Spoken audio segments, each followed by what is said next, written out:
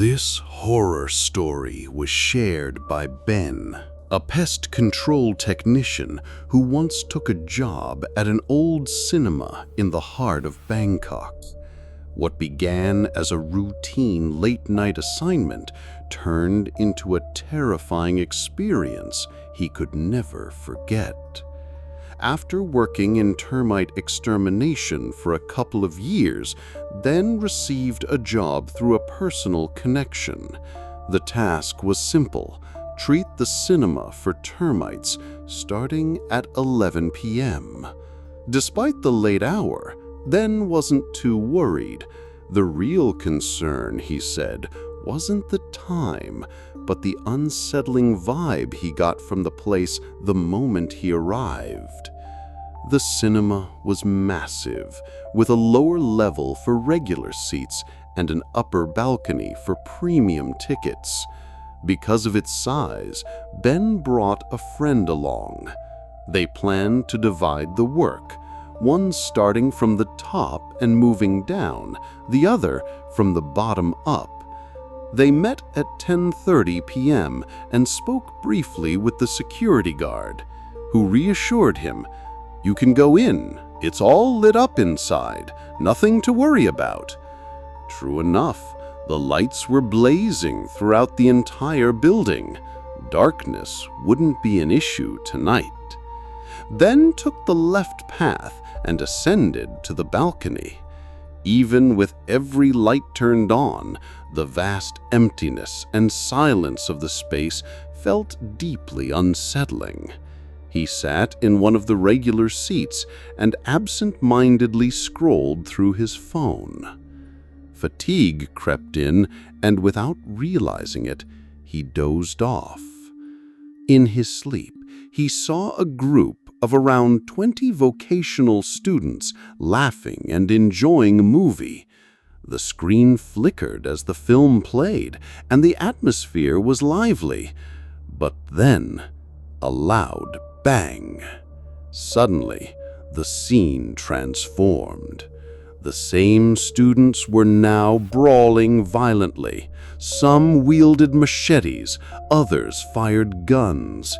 He watched in horror as bodies fell before him, some collapsing near the seats, some slumped against the walls. Then a hand reached up and grabbed his leg. A dead, lifeless hand attached to one of the fallen students. "Don't go! Help me!" the voice whispered. Ben jolted awake, only to find himself in pitch blackness. The power was out. Panic surged. His flashlight was still in hand, so he clicked it on and tried to find his way out. But something was wrong. He couldn't recognize where he was. The once familiar layout was now alien. Every direction was consumed by total blackness. No exit signs, no ambient lighting, just his narrow flashlight beam. As he inched forward, trying to find a familiar landmark, he heard a faint sound. Duk, duk, duk. A rhythmic thumping. It was the sound of a seat shaking. He turned toward the sound and shone his light. One of the cinema chairs was moving, slowly at first, then more violently. Bam! Bam! Bam! He froze. Just as he was about to retreat, something protruded from the gap between the seats. A leg, pale, deathly white. Then came the stench, like rotting flesh, strong and overwhelming, as if something long dead had been disturbed. A whisper floated in the air. Step over, step over. Ben backed away slowly. When he turned, he saw a man's hand gripping the back of a chair. Then a head rose slowly above it. A man with pale skin and disheveled hair stared at him. He repeated the words, "Step over, step over." Terrified, Ben leapt over the row of seats and bolted. He ran blindly in the dark, tripping and stumbling, until he finally tumbled near what felt like the exit. Just then, the door burst open. It was his friend. And with that, every light in the cinema blazed back on. "What happened?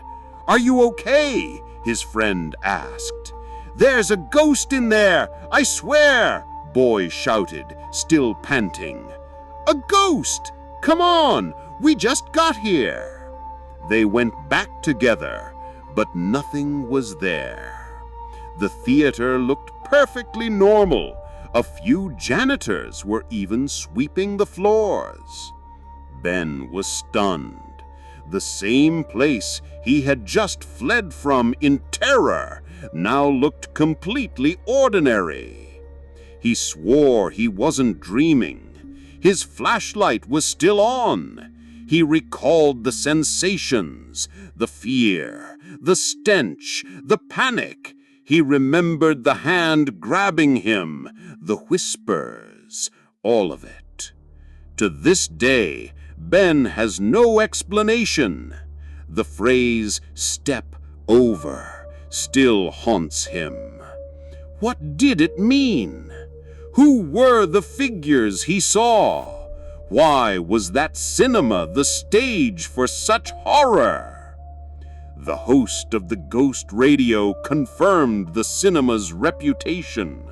It was an old venue, long past its prime.